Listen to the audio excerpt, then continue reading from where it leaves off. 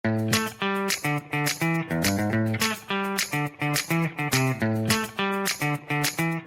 Friends, welcome back to my channel Ramya's world. నేను మీ రమ్యాని.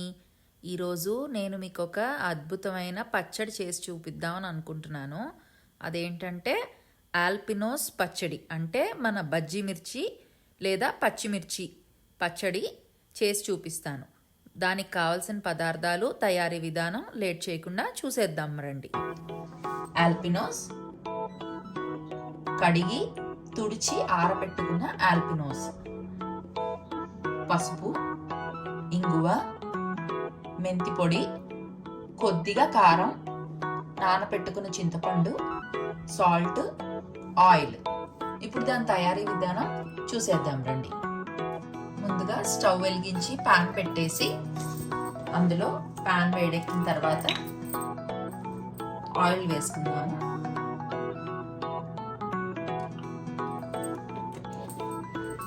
ఒక 2 గరిటెల లాగా ఆయిల్ వేసాను. ఇది కాస్త వేడెక్కనిచ్చేద్దాం. కొద్దిగా వేడెక్కింది.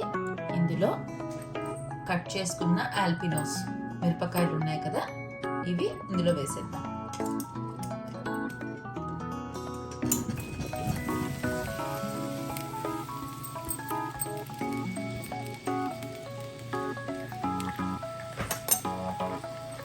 వీటిని ఒకసారి కలిపేసుకుని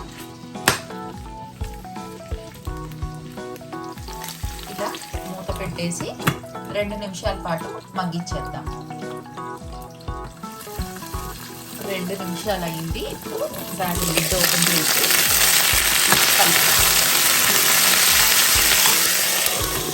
కొద్దిగా చేస్తున్నాం.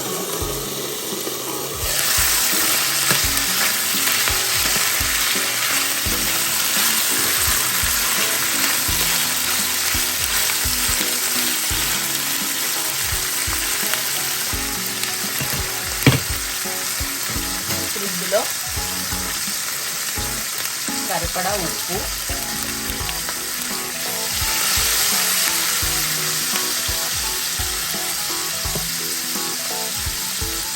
పావు స్పూన్ పసుపు, ఒకసారి కలుపుకుని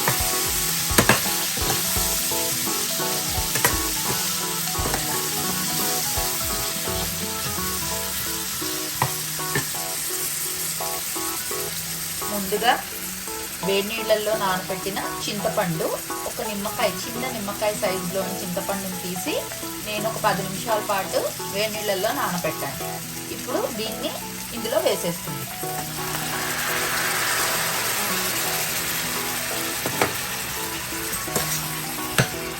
అన్నిటినీ ఒకసారి బాగా కలిపేసుకుని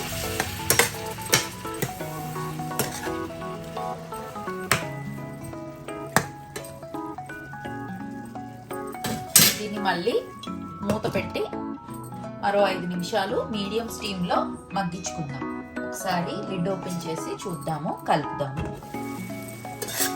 మన చింతపండు రసంలో ఆల్పినోస్ మగ్గుతున్నాయన్నమాట.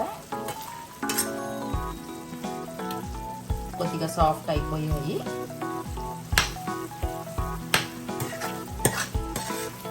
మరొక 2 నిమిషాల పాటు మగ్గిస్తే సరిపోతుంది. ఇది పచ్చిమిరపకాయ పచ్చడి, ఆల్పినోస్ పచ్చడి అని చెప్పి అస్సలు తక్కువ అంచనా వేయడానికి లేదండి. ఇది కనుక స్పైసీగా తినే వాళ్ళకి పెడితే కనుక అసలు అద్భుతమనే చెప్పాలి. వాళ్ళు ఒక మంచి డిష్ తోటి రైస్ తిన్న ఆనందాన్ని పొందుతారు.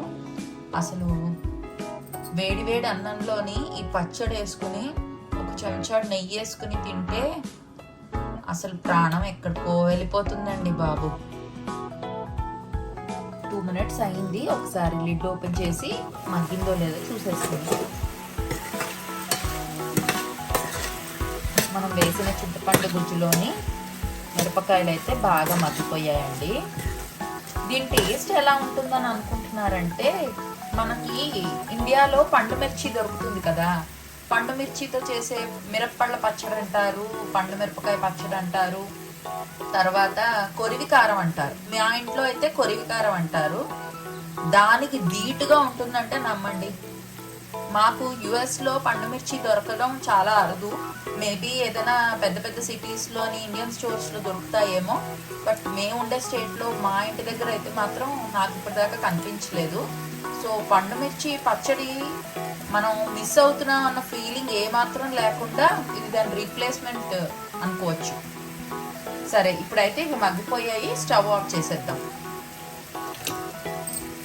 దీన్ని కంప్లీట్గా చల్లారనిచ్చేద్దామండి. ఒక 10 నిమిషాలు పక్కన పెట్టేస్తే చల్లారిపోతుంది. అప్పుడు దీన్ని మిక్సీ చేసుకుందాం. ఇది కంప్లీట్గా చల్లారిపోయింది. దీన్ని మిక్సీ జార్లో వేసి కొంచెం కోర్స్గా బ్లెండ్ చేసుకుందాం. మరి పేస్ట్లా అవసరం లేదు, కొద్దిగా కచ్చా పచ్చాగానే ఉంటుంది. కొద్దిగా కోర్స్గానే బ్లెండ్ చేసుకుందాం.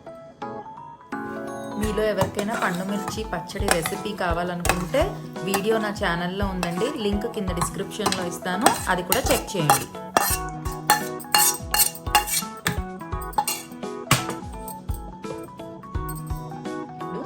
అదే ప్యాన్ పెట్టుకుని కొద్దిగా ఆయిల్ వేసుకుందాము.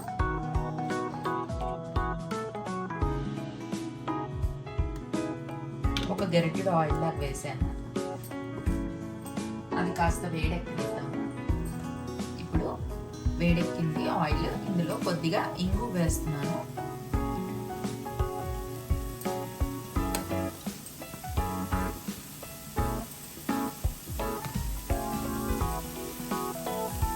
ఇంగుని ఒకసారి కలిపేసుకుంటే అడుగు పట్టడం. సో ఇది మనం బ్లెండ్ చేసుకున్న పచ్చిమిరపకాయ చింతపండు మిశ్రమం. దీన్ని ఇందులో వేసేస్తాం.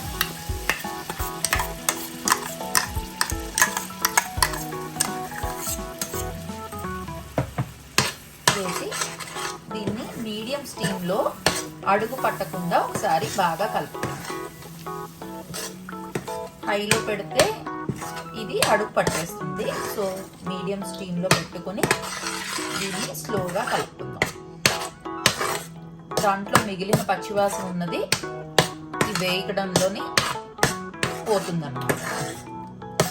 దీన్ని ఒక 5 మినిట్స్ పాటు ఇలాగే కలుపుతూ వేయించుకుందాం. ఇది కొద్దిగా వేగింది. ఇప్పుడు మిగిలిన ఇంగ్రీడియంట్స్ యాడ్ చేసుకుందాం.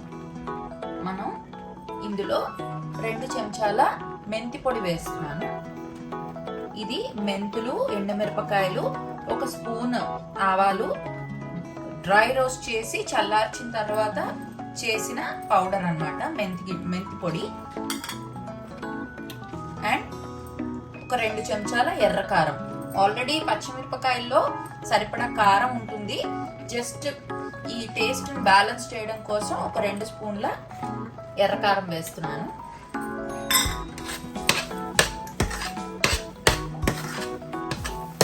వేసి దీన్ని బాగా కలుపుతాను. ఈ ఎంటైర్ ప్రాసెస్ లో ఫ్లేమ్లో చేసుకోవాలండి. హై ఫ్లేమ్లో అవసరం లేదు.